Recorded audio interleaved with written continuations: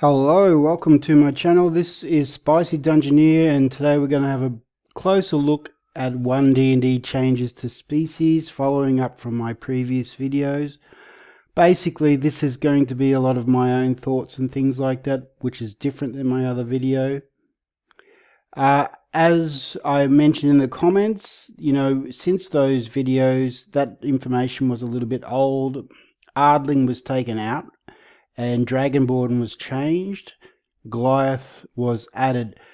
I don't feel like we need to go too deeply into what was presented for those or everything else, because with the new book coming out in 2024, apparently, we'll have a whole heap of new stuff to talk about then anyway. Basically, they have been role-playing that playtesting, and I foresee that we'll see a lot of changes from what they've released publicly anyway. So there's not too much, point to getting too in deep in what they've already released, because it's all going to change, I think. Or like, it won't be radically changed, like they won't throw out dwarves or anything, but there'll be tweaks.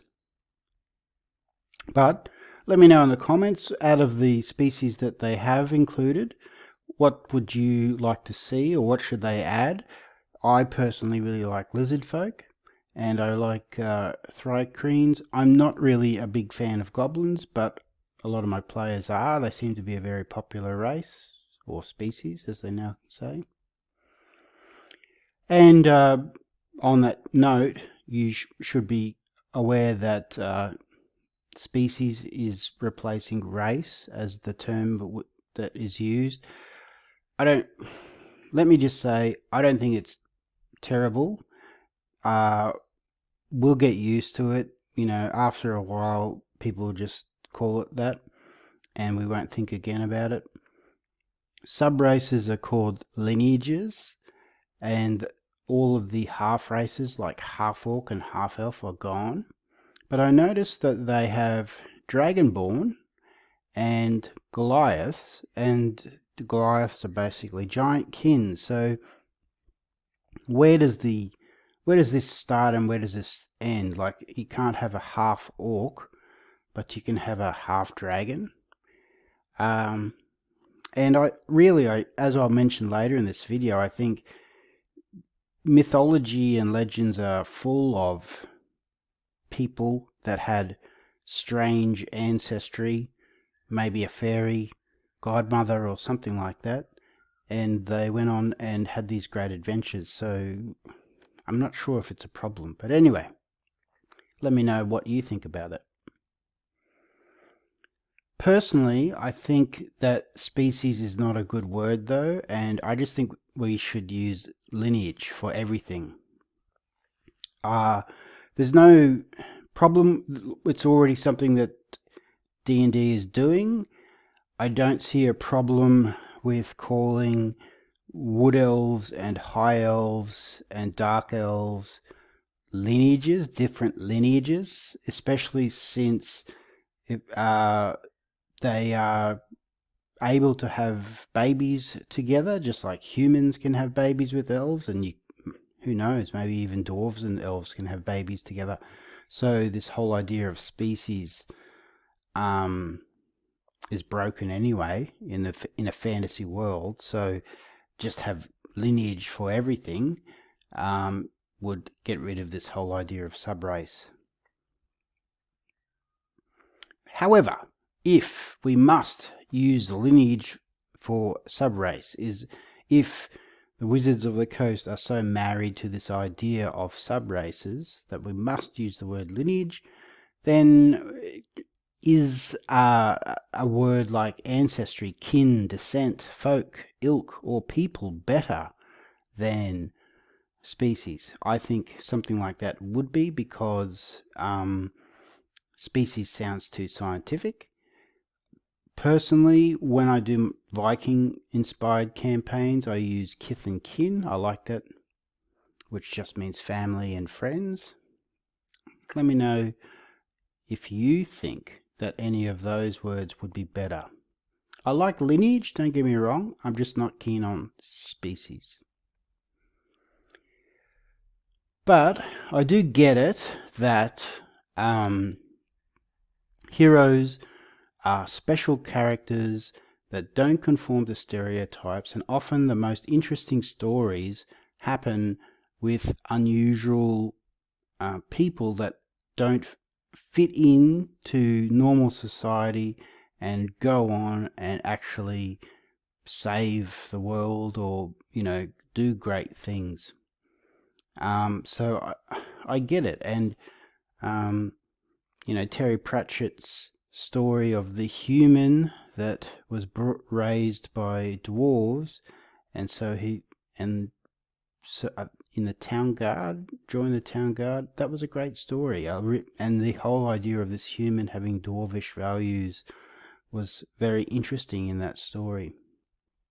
By the way, some of the comments from previous videos talked about AI art. I do use AI art in these videos because, one, I'm too busy and too lazy to draw everything. I can draw, but I'm not going to. But also, I kind of think it's funny sometimes to see what AI art comes up with. For example, everybody's probably too busy looking at this pretty dwarf lady, but look, does she have 3 legs? I don't know. Anyway, it's interesting. So yes, I do use AI art and AI to help me make these videos. I have a full-time job. I don't make money from these videos, so I'm sorry about that. Maybe in the future, if I have time, or I might start to use some of my own art. I'll let you know. Okay, so I really do like what they're doing with backgrounds. It's going to be messy though when you have to make your own backgrounds. I do wonder whether the whole thing just should be thrown together and you just make your own species and background, and that the stuff about species becomes more like flavor text.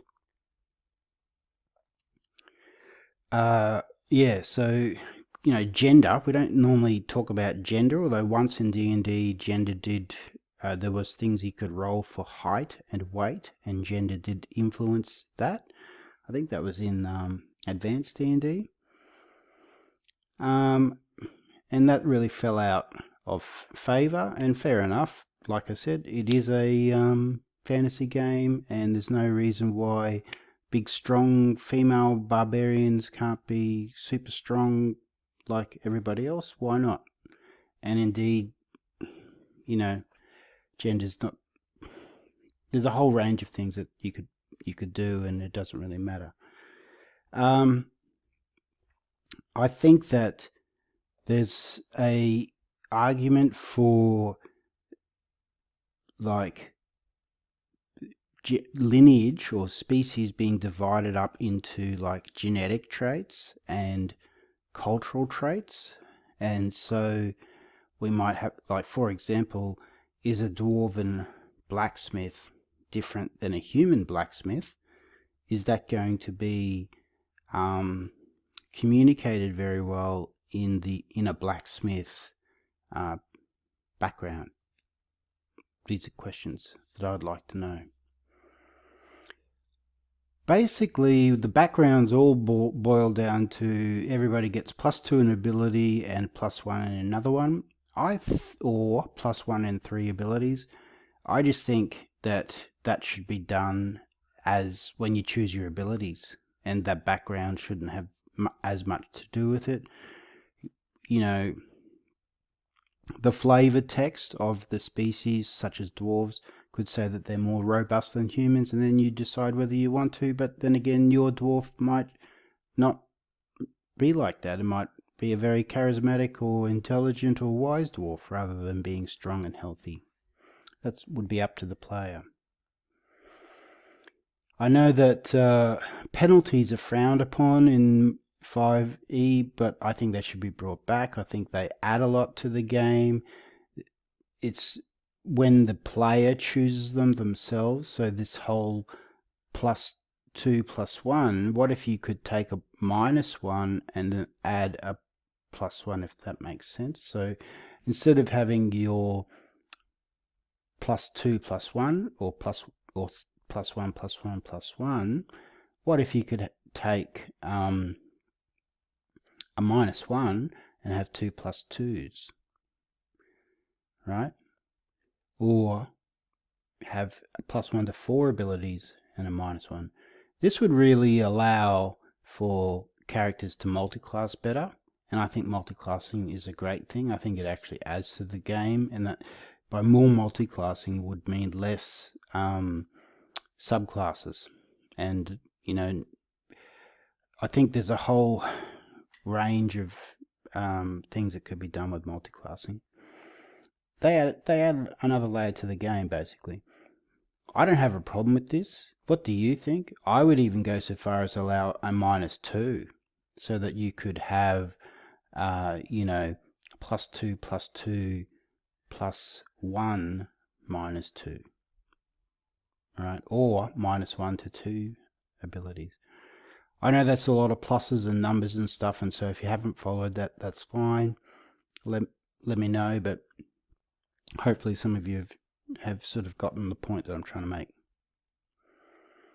Penalties could take other forms as well. For example, gnomes have a 30-foot movement, which is ridiculous, but anyway, that's what it is.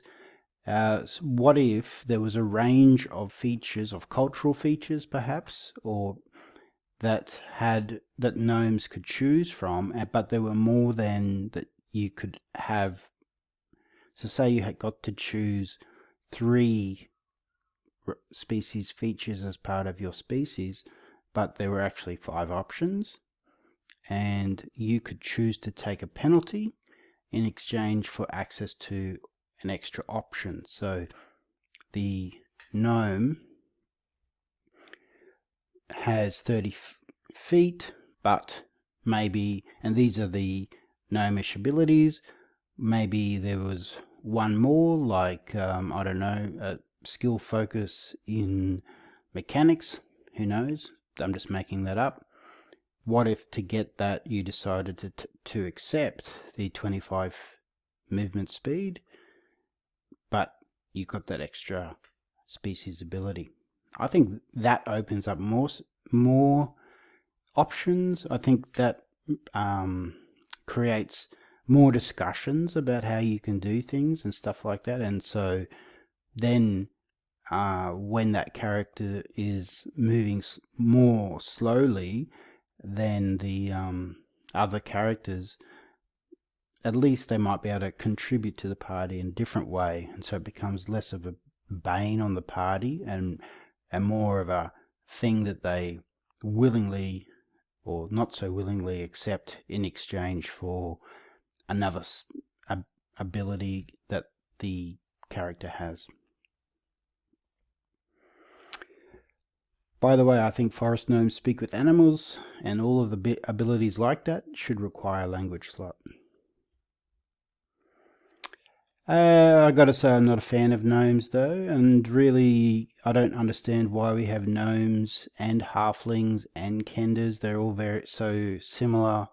I think that if you look at Tolkien, he only had halflings and no gnomes. I think dwarves covers a lot of the stuff from gnomes, but I know that other people really like gnomes. So let me know in the comments if you're a fan of the gnomes. A long time ago, intelligence used to determine how many languages your character knew. I think we should go back to that. It would stop intelligence being a bit of a dump stat for most class builds, and so it would determine how many languages you could use. It could even be tweaked to determine an extra proficiency slot or 2. Let me know what you think. This video is taking too long, so I'm going to leave it here and move on with part 4 next time. Thanks for listening. Please like and subscribe if you've enjoyed this video, and join the conversation in the comments below. Bye bye.